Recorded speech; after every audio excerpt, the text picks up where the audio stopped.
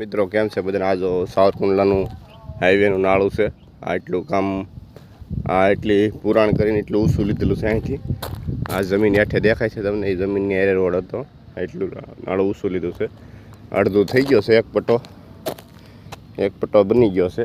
જો તમે, આ નાળું કમ્પ્લીટ છે. હાલું ઝૂલતું નાળું છે, સ્પ્રિંગવાળું. ને આ એક પટ્ટો બની ગયો છે ને એક પટ્ટાનું કામ હજી અડધું છે.